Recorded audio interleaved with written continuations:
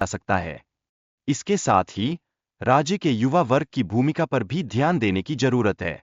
ये युवा अब प्रभावी सरकार की मांग कर रहे हैं, जो न सिर्फ उनके लिए बल्कि पूरे राज्य के विकास के लिए आवश्यक है।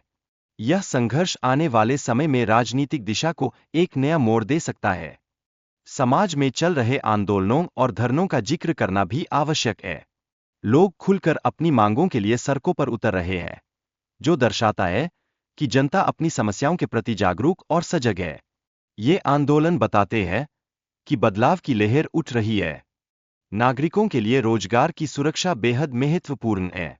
यदि लोग खुद को असुरक्षित महसूस करते हैं, तो उनकी भलाई के लिए आवश्यक कार्यवाही करना अनिवार्य हो जाता है।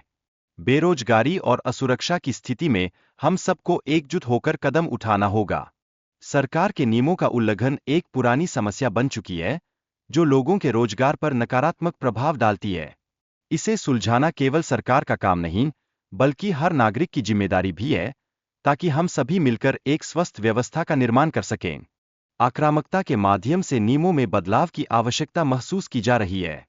यह सौम्य तरीकों से नहीं, बल्कि स्पष्ट और दृढ़ता से बदलाव लाने की आवश्यकता को दर्शाता है। अब वक्त है कि हम हर बाधा को पार कर बदलाव की ओर बढ़े। राजनीतिक शक्ति और समाज में असमानता पर चर्चा बेहद महत्वपूर्ण है। यह समझना जरूरी है कि कैसे लोग सत्ता की होड़ में एक दूसरे के खिलाफ खड़े हो जाते हैं। हमें इस प्रवृत्ति को रोककर एक समतामूलक समाज की दिशा में कदम बढ़ाना होगा। बुद्ध के विचारों की लुप्त होती छवि हमारे समाज में करुणा और सहानुभूति की कमी को उजागर करती है। हमें इस कमी को दूर करने के लिए अपने भीतर की मानवता को जागरूक करना होगा, ताकि हम एक बेहतर समाज का निर्माण कर सकें। कार्यस्थल में धोखाधड़ी और भ्रष्टाचार के मुद्दे भी उठाए जाने चाहिए। यह दर्शाता है कि कैसे लोग अपने स्वार्थ के लिए दूसरों का शोषण कर रहे हैं। हमें इस प्रवृत्ति को खत्म करना होगा और ईमानदारी को अपनाना होगा। स्पष्ट उदाहरण के तौर पर, एक व्यक्ति की नौकरी को रोकने की घटना सामने आई है। हमें ऐसी स्थितियों का समाधान खोजना होगा ताकि किसी की भी आजीविका को खतरा न हो। यह एक जागरूक समाज की पहचान है। झारखंड के अलग राज्य बनने के बाद युवाओं और किसानों को जो अधिकार मिलेंगे, उस पर ध्यान देना बेहद आवश्यक है।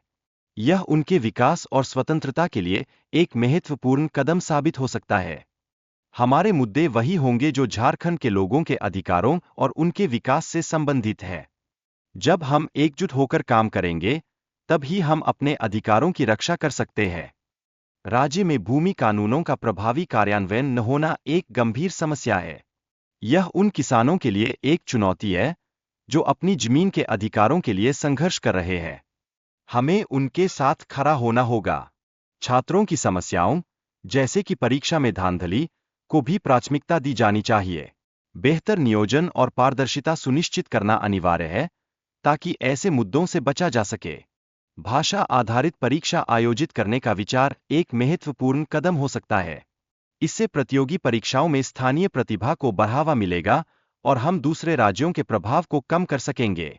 छात्रों के अधिकारों की रक्षा के लिए सरकार को सख्त निर्णय लेने की आवश्यकता है। परीक्षा के नियमों का पालन सुनिश्चित करना बेहद आवश्यक है, ताकि किसी भी छात्र के साथ अन्याय न हो। पेपर माफिया के बढ़ते मामलों पर सरकार को तुरंत कार्रवाई करनी होगी। इससे छात्रों के बीच असंतोष और निराशा बढ़ती जा रही है, जो समाज के लिए खतरा है।